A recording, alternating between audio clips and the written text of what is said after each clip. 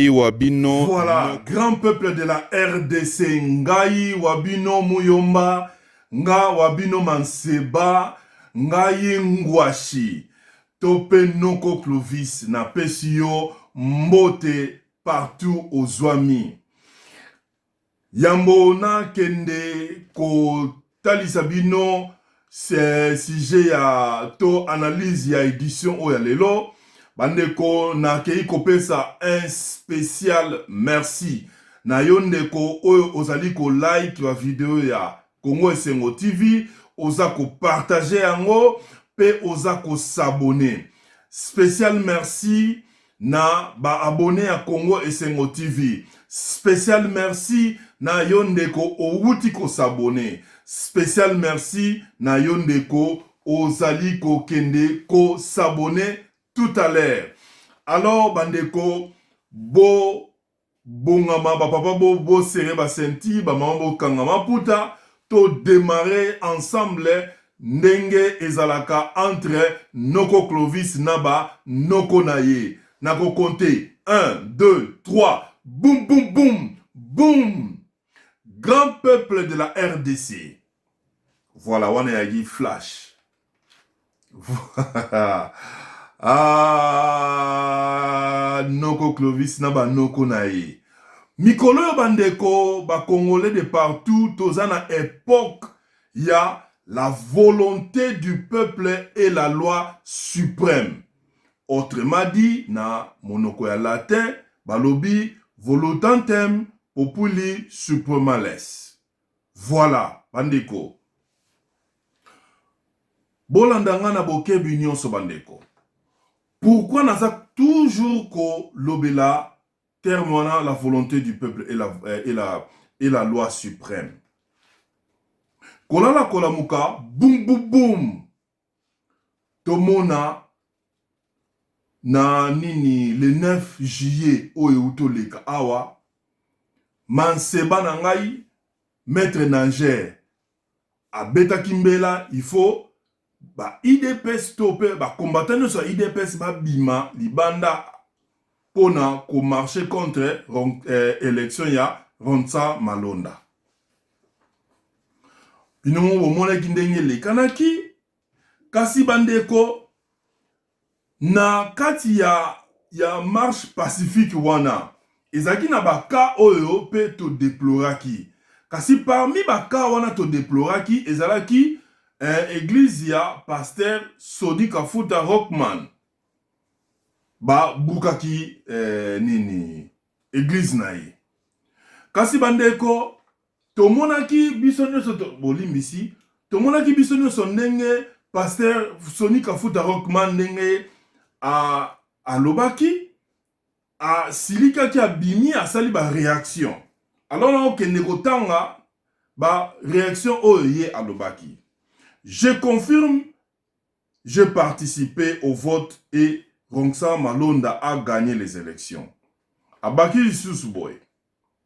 Ils ont démoli mon église, l'église catholique et protestante sont derrière cela. A continuer, elles n'ont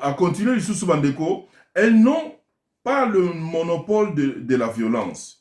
Nous sommes capables de brûler d'autres églises et d'autres états-majors politiques. Soni Kafuta Rockman a continué sous sa lobby. Nous ne sommes pas des femmes. Nous allons riposter et nous le promettons. Kasi bandeko. Tangu Soni Kafuta azako loba, azako confirmer que il a participé à une élection. Il y a Ronsa Malonda. Lelo yo bandeko. Abe Donatien Chole abimi na etandoike apesi ba vérité. Nenge processus wana etambolaki. Ba vérité wana ezali nini? Ezali ete ba zalaki na réunion ezalaki président na cardinal Monseigneur Ambongo. Monseigneur cardinal Ambongo azo présider réunion. bazali koluka consensus bazui consensus te. Bazui consensus te. Alors, tant bazui consensus te, cardinal amoni ke a jugé bon basambela et bongo programmer réunion mususu parce que na réunion wana o bazalaki consensus ezalaki komona na te. Basambeli et lever séance. Et après banoko bake na ndenge na bango na coin bake ko sala élection na ndenge na bango bazui na ba PV basigné na ndenge na bango. Bon, président ya commission ezaki chargé pour na élection wana ya Ronsa Malonda. Il fallait signature ya cardinal Ambongo ezala dessus ezala wana parce que yé alaki président en séance. Mais na ba PV wana président signé te. Donc lelo yo Soni Kafuta Rockman, un pasteur, abimi azo confirmé eteke voilà ngai na participaki na ba mayuya wana. Soni Kafuta azo confirmé na ba congolais ete voilà ngai Soni Kafuta Rockman na salaki ete que lelo yo peuple congolais azala mécontent. Ngai Soni Kafuta na zali parmi batu oyoyo basali ete peuple congolais lelo ba koma kotambola na nzela ole ba vaquer na ba situation préoccupation mususu. Soni Kafuta Rockman azo talisa ete ngai Soni Kafuta nazali parmi batu oyo basali lelo ete na Congo na marche ya les 9 parmi ba combattants ya IDPS parmi bato ba kufaki et na ba zokaki ngai naza na base nango bandeko parce que abesho le nenge atalisi séance ezalaki levé pour basala parce que consensus ezalaki te. Donc monai ke non bakende na ndako bongo baya pour que baya mukomsusu pour que bande la séance peut-être mutu na mutu a osala ba concession et avancer. Mais bango bazui bakei basali nini basali vote na ndenge na baona mupanzi. Parce que bazo confirmer que église protestante na église catholique assista kite na vote wana. Donc noko nyonso tu oyo basalaki nini vote wana pona kocha Ronsa Malonda. Noko wana baza vraiment na faux et usage de faux. Parce que ata naza mutamibe côté eza simple à comprendre que eza faux et usage de faux.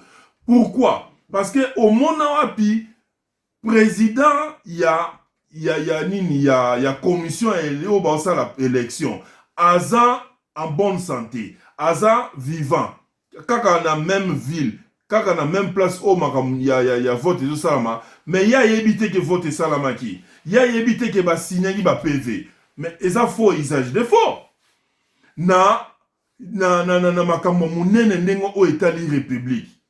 Alors biso tolobi boye noko na ngai procureur général yo zwa masolo il faut batuana payer acte oyo basali et bazo ko avouango peke non to sala ki élection mais bossa l'élection na faux et usage de faux bossa acte plutôt il y a faux et usage de faux. Ngai en tant que Congolais ndeko oyo amoni oyo azali membre ya église Songolo Pakala amoni ke nazo ko s'attaquer na mutute mais nazo loba ndenge makambu etamboli po ngana Congolais neti yo ngana yo to constituer grand peuple de la RDC. Ba obenga biso grand peuple de la RDC, soki ngana yo to sangani, nde abengi so ba grand peuple ya RDC. Alors, soki place moko zo tambola bien te, ata a moto aza passer na so asali mabe. Il faut qu'on reproche na banda kutozalaka. Papa soka asali mabe, bana pe bako yebisa papa, bako yebisa pe mama. Non, papa osali mabe, bana pe so basali mabe, papa to mama aoyebisa bana ke non, bosali mabe. Na cas d'espèce, ba pasteur oyoyo basali mabe, ba sali ba faux et usage de faux. Donc, noko nanga procureur général, tala la biso likambo oyo, na zongi so epana yo. Tala la biso likambo oyo, sepelisa bango, nenge o sepelisa plutôt, sepelisa ba congolais, nenge o sepelisa Congo mobimba, nenge o tinda ba soda ba mape ba porte ya palais du peuple.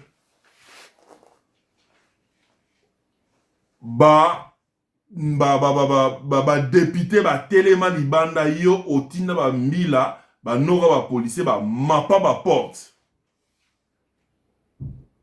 Yango nazo koloba boye sonika futa yo obimi olobi ke ovotaki mais ovotaki na kati ya faux usage de faux.